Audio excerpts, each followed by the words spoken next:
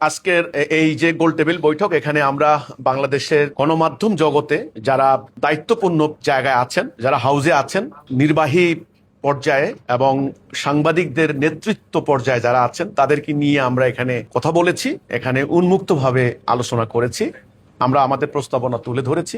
ওনারা বিভিন্ন পয়েন্টে বিভিন্ন দিক থেকে ওনারা প্রশ্ন করেছেন, আলোচনা করেছেন, সমালোচনা করেছেন, অনেকে আবার সমর্থন জানিয়েছেন। তো আমরা যেটা প্রস্তাব তুলে ধরেছি সেটা হচ্ছে এই যে এখন সারা দুনিয়াতে যে অরাজকতা চলছে, আসলে মানবাধিকার কোথাও নাই। দুর্বলের পর সবলের অত্যাচার হচ্ছে। শক্তিশালী সামরিক ক্ষমতা সম্পন্ন রাষ্ট্রগুলি দুর্বল ছোট রাষ্ট্রগুলির উপর আধিপত্য বিস্তার করছে। কথা না শুনলে বোমা মেরে ধ্বংস করে দেওয়া হচ্ছে। জাতিসংঘের যে সার্বজনীন মানবাধিকারের ঘোষণা 48 সালে দেওয়া, সেটা সম্পূর্ণরূপে ভায়োলেট করা হচ্ছে, ওরাই করেছে। তো আমাদের মতো রাষ্ট্রগুলি আমরা এখন নিরাপত্তা থ্রেটের মধ্যে পড়েছি। আমাদের নিজেদের রাষ্ট্রের ভিতরেও কিন্তু নানান ধরনের উগ্রতা, অপরাজনীতি, সন্ত্রাসবাদ ইত্যাদি মাথাছাড়া দিয়ে উঠছে এবং আমাদের সমাজটা অলরেডি মব সন্ত্রাসে আমরা আক্রান্ত। এই অবস্থায় বিভিন্ন ধর্ম বর্ণের মানুষ, বিভিন্ন মতের মানুষ আজকে নিরাপত্তাহীনতার মধ্যে আছে। তো আমরা বলেছি যে যদি শান্তি কায়েম করতে হয়, মানুষের বাক স্বাধীনতা নিরাপত্তা নিশ্চিত করতে হয়, ন্যায় বিচার নিশ্চিত করতে হয়, তাহলে বিদ্যমান চলমান এই মানুষের তৈরি ব্রিটিশ উপনিবেশিক যুগের তৈরি করা এই ভুল জীবন ব্যবস্থাকে বাদ দিতে হবে। আল্লাহর দেওয়া জীবন ব্যবস্থা প্রবর্তন করতে হবে, প্রতিষ্ঠা করতে হবে। এই যে বিচার ব্যবস্থা বিচার হচ্ছে, এটা উপনিবেশিক যুগের এই বিচার ব্যবস্থা এখন আর ন্যায় বিচার হবে না। ব্যবস্থা পরিবর্তনের কথা বলছি আমরা, বিচারক পাল্টানো, বিল্ডিং পাল্টানো, আমরা তো সেগুলো বলছি না। এক, দুই, এই যে সুদভিত্তিক অর্থনীতি, এই অর্থনীতি পুঁজিবাদী অর্থনীতি, ক্যাপিটালিজম, এটার কারণে কিন্তু সিন্ডিকেট সৃষ্টি হচ্ছে। দ্রব্যমূল্যের দাম জীবনেও কমবে না। গ্রামের 10 টাকার সবজি আপনার ঢাকাতে 100 টাকা বিক্রি করতে হবে। মধ্যখানে সিন্ডিকেটের দখলে চলে গেছে, এটা বন্ধ করতে পারবে না কেউ। তো এটাকে মানে সুদ বন্ধ করতে হবে। সুদ বন্ধ, সুদ মুক্ত অর্থ ব্যবস্থা আমরা বলেছি যে সামরিক নীতি, আল্লাহর রসুলের দেওয়া সামরিক নীতি, আমরা বলেছি যে শিক্ষানীতি, ব্রিটিশ আমলের তৈরি করা শিক্ষানীতি পরিবর্তন করতে হবে। আমরা বলেছি যে স্বার্থের রাজনীতি, হানাহানির রাজনীতি এখান থেকে মুক্ত হতে হবে।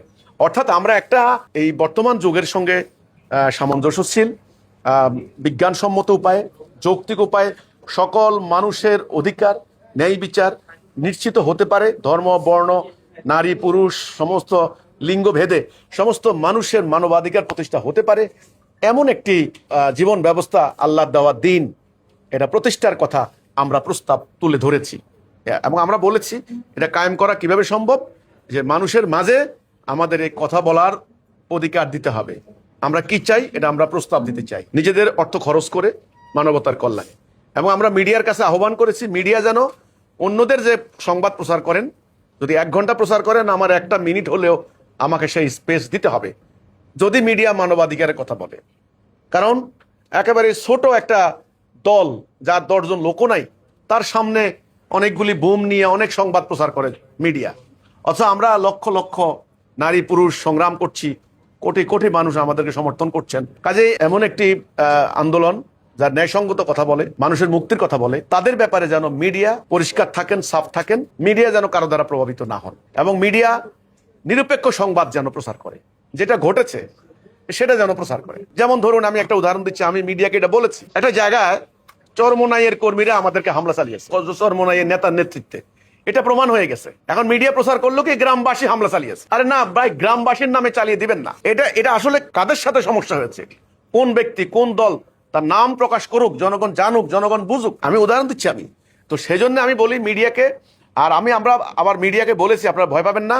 আপনারা মনে হচ্ছে একটা অপশক্তির কাছে আপনারা সাইলেন্টলি একটা আত্মসমর্পণ করেছেন। মবের বিরুদ্ধে, গুজবের বিরুদ্ধে, ধর্মান্ধতার বিরুদ্ধে, ধর্মের নামে অপরাজনীতির বিরুদ্ধে কথা বললে আপনাদেরকে আবার নাস্তিক ট্যাগ লাগাই দেয় কিনা, এই ভয়ে তারা কথা বলে না। সেটা থেকে মুক্ত হয়ে সঠিক ন্যায়সঙ্গত কথা বলার জন্য আমি মিডিয়াকে আজকের অনুষ্ঠানে আহ্বান জানিয়েছি।